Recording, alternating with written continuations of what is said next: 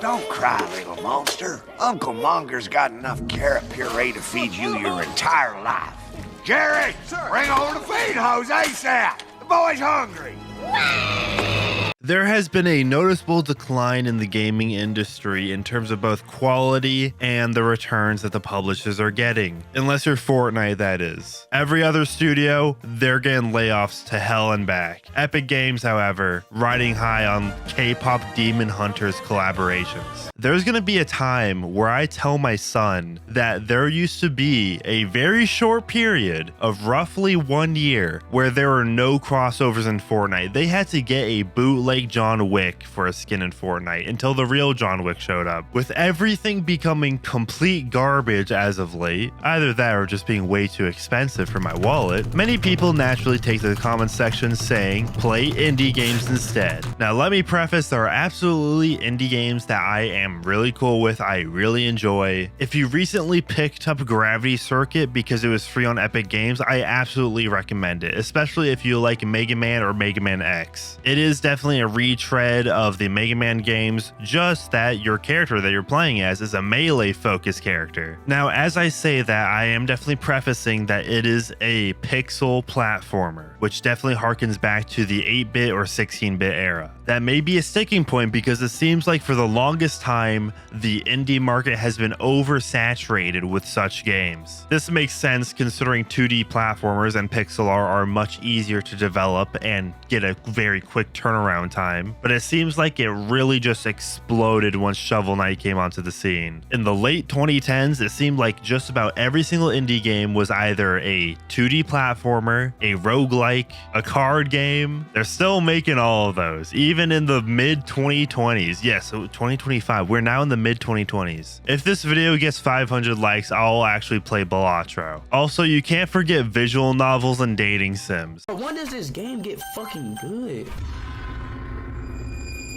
Even the game grumps were trying to get in on that dating sim craze. As time went by, we were gonna be looking past the 80s nostalgia, because at this point 80s nostalgia has become so oversaturated. We have been living through 80s nostalgia longer than the 80s as a decade. Stranger Things basically built that entire show on 80s nostalgia, and it's still not wrapped up yet. Indie games began to grow as well. Instead of 2D platformers, we get 3D platformers inspired by the N64 era, and we also get horror games inspired by the PS1 era. Oh yeah, and don't you forget boomer shooters. Remember old Doom and Wolfenstein? Well, here's a first-person shooter, but it looks like you're on drugs. Whoa, is that wacky? People will look at you dead in the eyes and tell people that they should play this game instead of Call of Duty or Battlefield. Battlefield is probably a better example at this point because I heard that they actually released a good game. Good job, EA, you actually did it. So it seems like we now have the opposite issue of indie games of old, where the art direction wasn't necessarily the point, but it was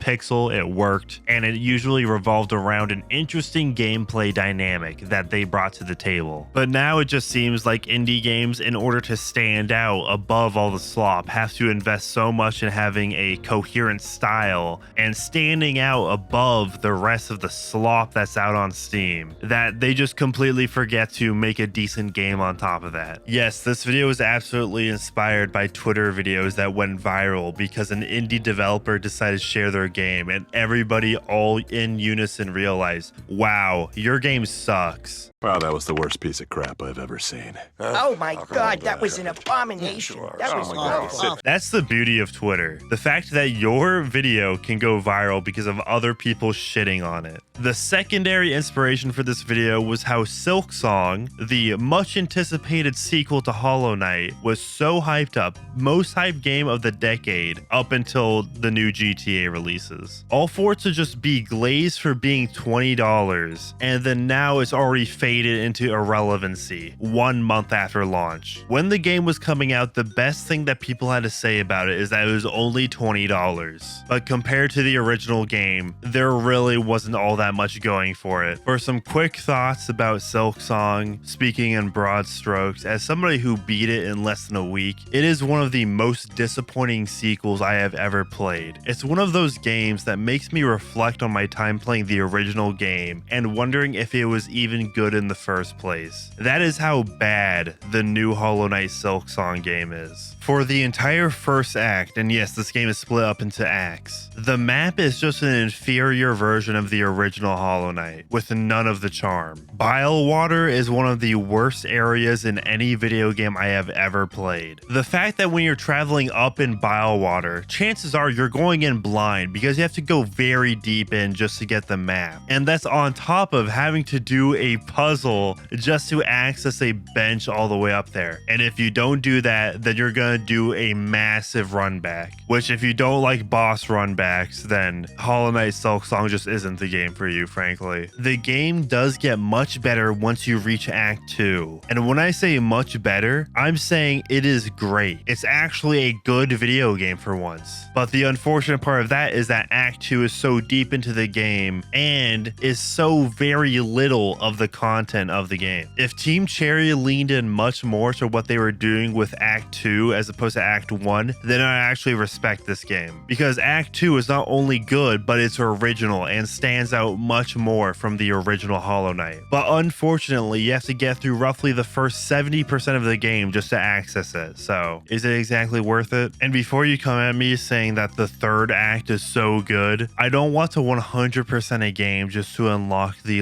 final act, especially if I'm not enjoying it. And also, according to the Steam achievements, it seems like only 1 in 8 people actually bother to get the true ending 100%. I don't care. I beat the final boss. The final boss was very mediocre. Like, how are you going to have a Dark Souls 2 level bullshit level of challenge and then have the easiest boss ever at the very end? I am so sick and tired of combat inspired by Dark Souls, and it has even infected indie games. It doesn't help that even the AAA market has been oversaturated with Soulslikes, but even in a Metroidvania, which in of itself is an oversaturated genre, you get the Souls-like elements. At least when indie games do it, it's a funny crab that you're playing as. Just imagine being Elden Ring, releasing the most mid DLC ever, and getting nominated for Game of the Year. And then also imagine being like Chinese Slop, and also getting nominated for Game of the Year. A literal DLC and China Slop was next to Balatro and Astrobot. And it doesn't even matter how many Chinese bots there were, because Astrobot, the superior game, got Game of the Year. The age of the Soulslikes is dead now. Now it's time for the age of 3D platformers. AAAs are jumping off 3D platformers again now. We're finally getting some more 3D platformers that aren't from Nintendo or Crash Bandicoot. But to end off this whole video, let's talk about one 3D platformer inspired by Banjo-Kazooie, which raised a lot of money on Kickstarter, but ended up completely falling flat, becoming a huge disappointment in the process. That game being Yooka-Laylee, which released back in 2017 in the huge 3D platformer revival. It had a lot of competition such as A Hat in Time and Super Mario Odyssey, not to mention the recent remakes of the Crash Bandicoot games. And Yooka-Laylee was worse than all of them. There's a reason those games are fondly remembered where Yooka-Laylee is not. The Kickstarter promised getting the band back together that made the original Banjo-Kazooie games. And I made a very controversial aside in a completely unrelated video, which is my favorite thing to do, by the way. Like, I make a video on iDubbbz and most of the comments are about my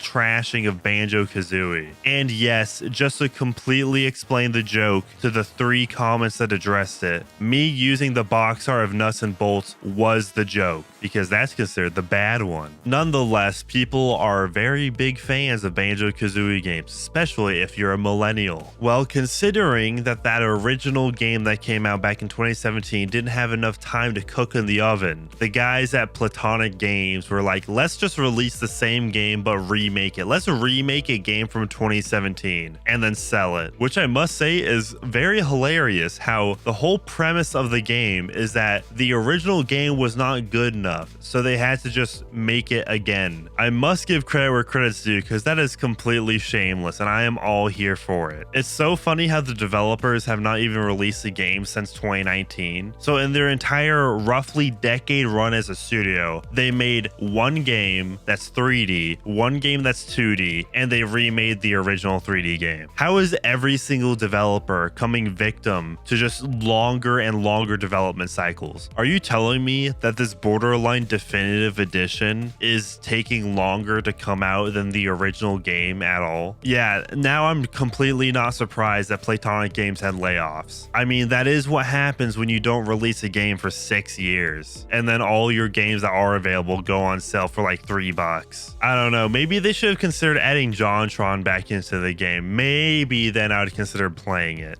我有自己嘅原則，我就唔想成世俾人撳住嚟打。你好中意同人慳咩？衰咗3年，我等一個機會慳咩？我就唔想成世俾人撳住嚟打。張塊頭，唔係要證明話俾人聽我威，我只係想話俾人聽我知道嘅嘢。